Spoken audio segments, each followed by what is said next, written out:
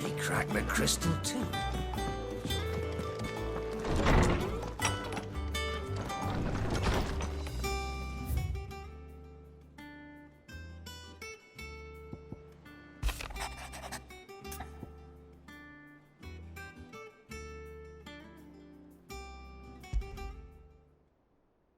Trouble with the ledgers. Shouldn't he be asking Otto for help?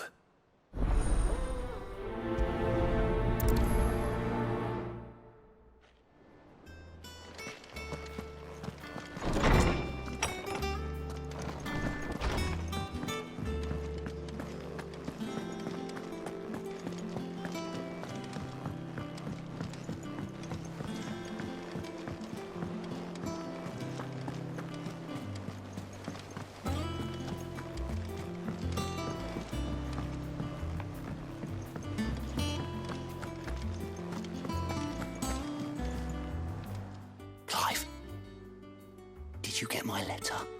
That's why I'm here. Shh. Otto might be listening.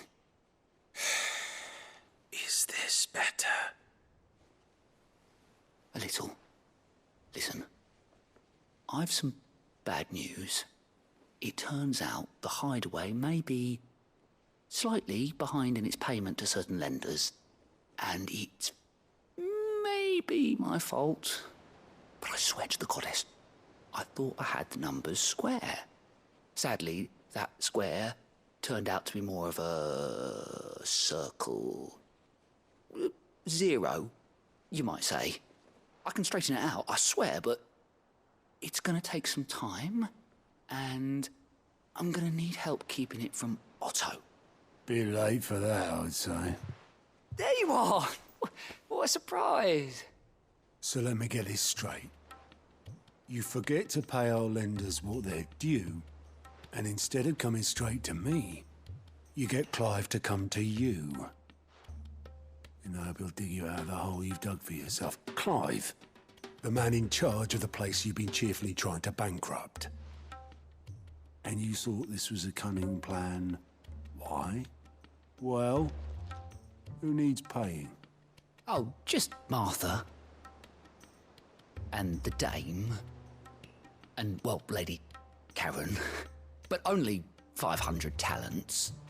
We owe 3 of our most trusted friends 5 million gil. Each. 5 million each. They lent us the bulk of the money we used to rebuild the hideaway, you see, and, well, I must have made some sort of oversight. Those ledgers were my responsibility, and it was my decision to entrust them to you. This is my fault. Do we have that much to hand? I can always ask my uncle. No, we don't. And no, you won't. We've lightened Lord Rosfield's purse enough. After the king's ransom we had off him, he deserves better than to see our begging bowl. Besides, we'll need to learn to stand on our own if we're gonna make this work. All right. But that doesn't mean you have to shoulder the burden yourself. Is there anything I can do to help? There might be. How'd you fancy taking these to Martha and the dame? Rocks. Rocks, he says. Worth 1,000 talents apiece, these are. A little something Sid and I set aside for when times got lean. And I reckon 15 million in overdue debt probably qualifies. I just hope our associates' eyes are a bit more discerning than yours. I'm sure there will be. Should be me making the rounds, really. But you know how it is with this place. Orders to bark, arses to wipe, and all that. I know. Which is why I don't mind going in your place. Go. Do you know why I only gave Master Clive here 2 star rubies? Because you'd rather Lady Karen killed me. Because I'd rather Lady Karen killed you. Yes. Well, I suppose this is goodbye then. Don't worry. I'm sure Karen will understand. Really? you think so? No, I don't.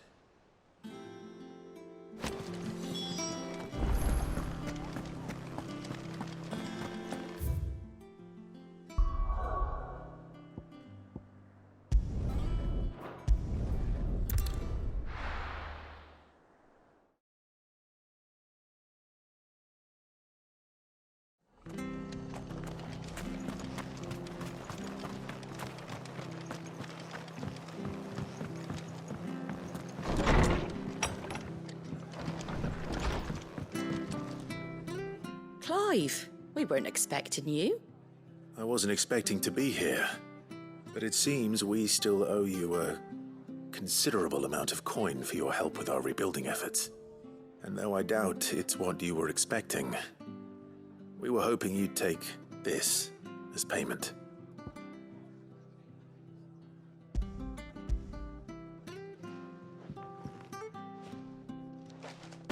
A star, Ruby? I can't accept this. It's worth at least twice what you owe me. More if you can find yourself the right buyer. Think of the difference as interest.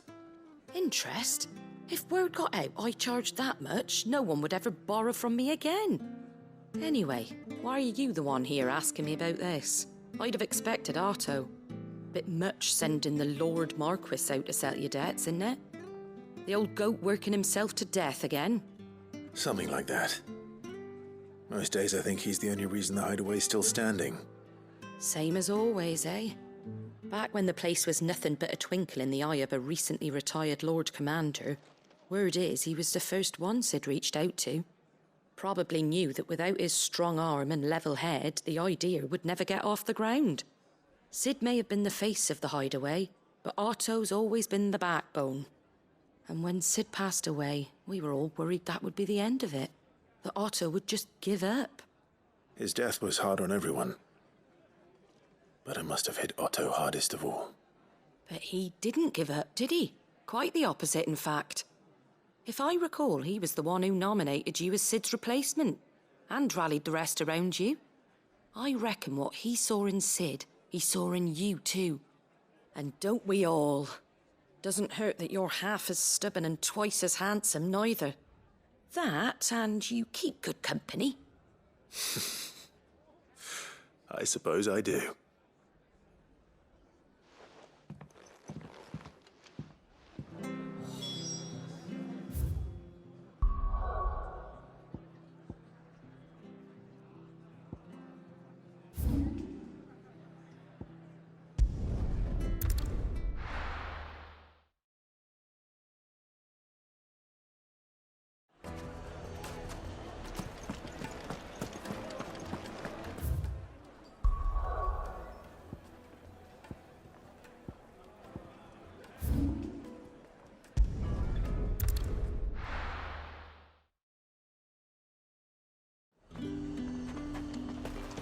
There's talk at the glass gate. How the hell is anyone supposed to afford that?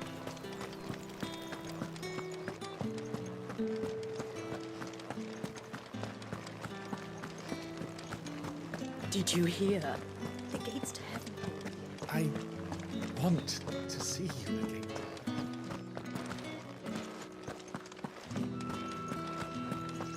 What am I going to do without sweet water and oil of talc? Still no caravan from... Milady, I come bearing gifts. Gifts? Whatever is the occasion.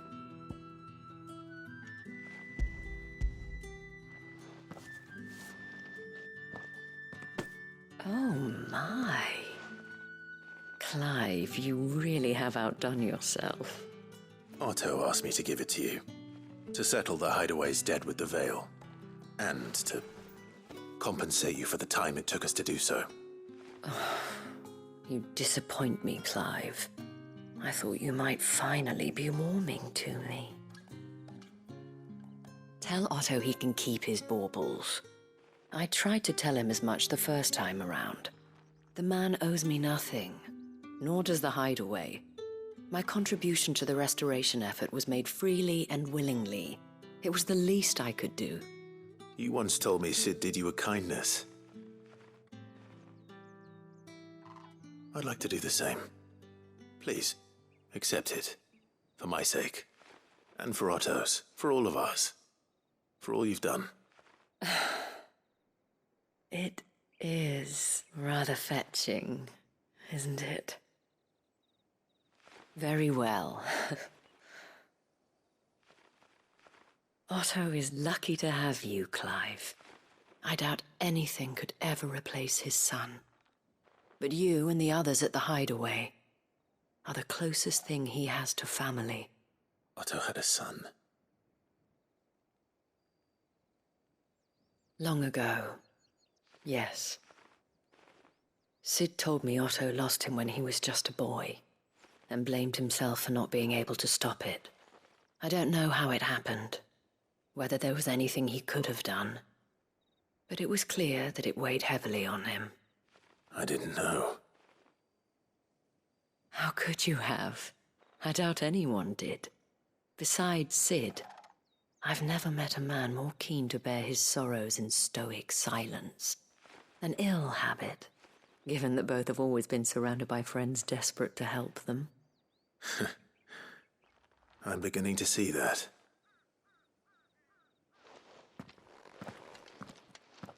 Gob will want to know the stones were delivered. If he's still with us.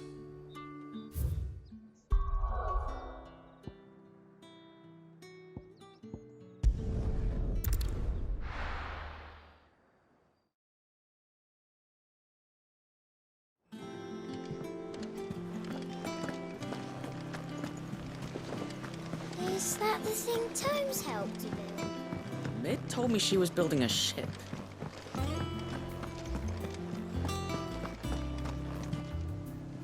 Goat. Still alive, I see. So Lady Karen accepted the ruby. Ah, about that. I tried my best, but she was just too stubborn to take it. She threw it right back in my face, in fact, and told me I could stick my stupid stone where the sun don't shine. Karen refused payment. I hope it wasn't something I said. I'm sure you were as tactful as ever. Let me see what I can do. Oh, wonderful. I hope you have better luck than I did.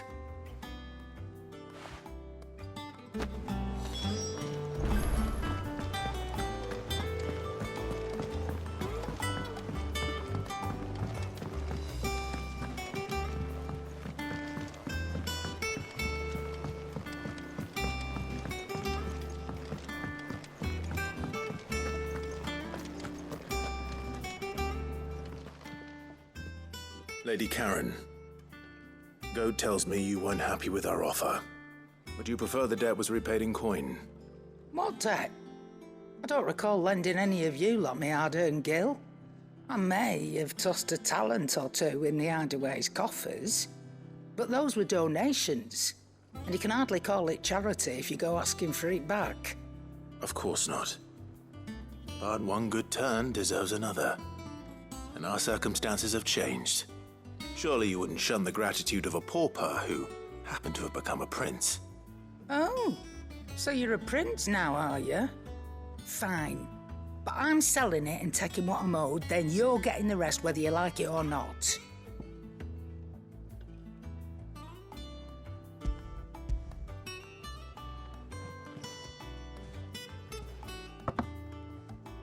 Where'd you even get this? A decent trader might nab 1,000 talents for a star ruby. A canny one, meanwhile, might claim it were nicked from the belt of Sid the Outlaw himself and ask twice as much. Might be I already have a buyer in mind. Might be you even know her. A fine continental maid whose beauty's only eclipsed by a guile in commerce. You wouldn't mind, would you? Not at all. Just be sure to tell her that it's always a pleasure doing business.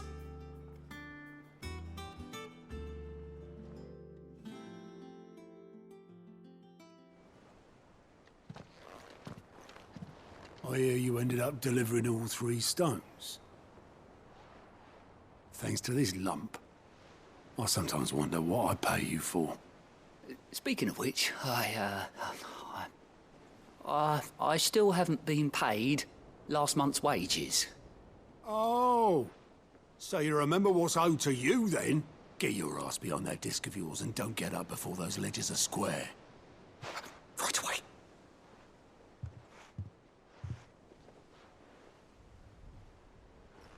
I've seen that before.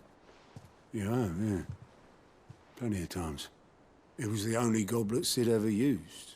Either out of habit, or because the filthy sod couldn't be bothered to find a clean one. I knew so little about him. Like most people. Martha and the Dame both seem to have fond memories of him. I bet they do. How long did you know Sid before he... Before he died. 20 summers, give or take. Back in the day, I was a purser on a trade ship, which is where I met him. He bought passage to... I forget where. But having nothing better to do on the long nights, we set up drinking island rum till the morning bell dragged me back to my duties. Quit my post not long after that. On account of making a fine maiden's belly fat. But me and Sid stayed close, promising we'd one day sail the seas again. That was before fate stepped in and said she was having none of it. The magic woke inside my son soon after his first name day, and there was no hiding his knack. Couldn't you and your family have... My family were the ones who summoned the constable, wanted the monster taken away. I couldn't turn my back on him, forget what I felt, and I couldn't for the life of me understand how they could. Luckily, Sid was of the same mind as me. It was him who stood beside me when all I wanted was to tear the whole world down. Him who cried for me when I had no tears left of my own. Him who swore he'd do everything he could to stop it from happening again. And he was true to his word, too. Left the Royal Army once and for all. His ranks, his ribbons, gone. Just like that. Threw away everything he had. All to right a wrong that no one else had the courage to face. I knew then I'd follow that man to the ends of the earth.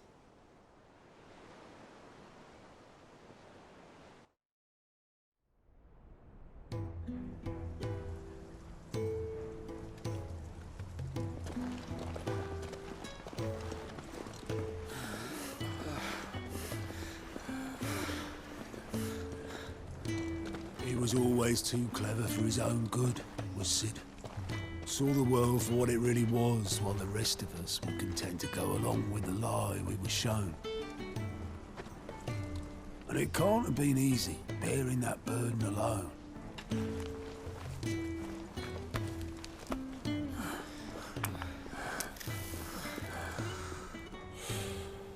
But he didn't let it stop him. He never lost faith in what he believed was right. And that gave us faith in him. Faith he'd steer us true.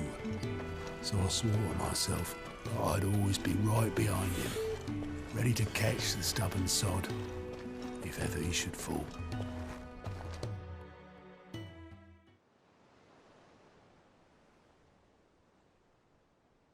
But I couldn't even do that.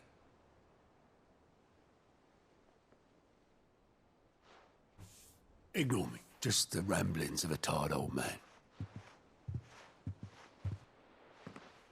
Leave that lot. I'll tidy it up in a bit.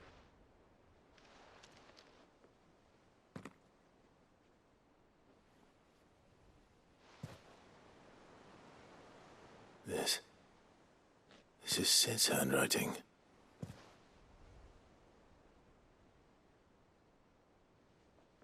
Dear Otto. I may be drunk, but I wanted you to know this place would be fucked without you. Love you, you grumpy old sod.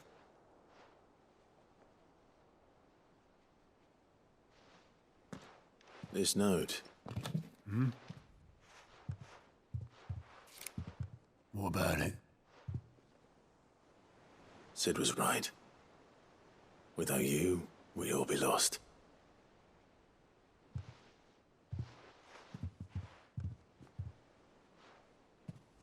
He should have bloody well said so then. Just once. Before he went. But then, why would he?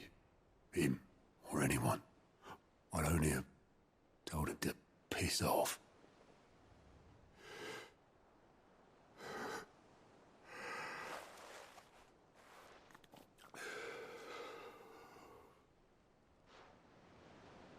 You're wrong, though. Both of you. It was never just me keeping the hideaway afloat. It was all of us. I just shoved people in the right direction. And I barely seem to be able to do that anymore.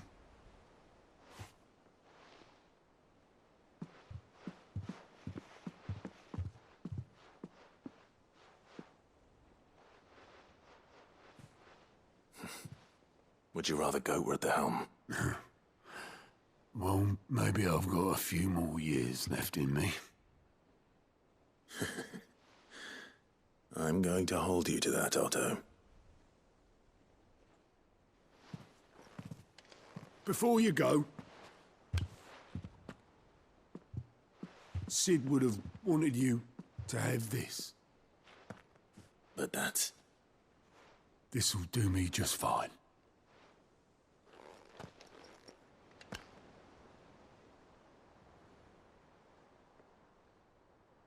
Thanks for the ray of sunshine. I'll see if I can't pay you back. Already have.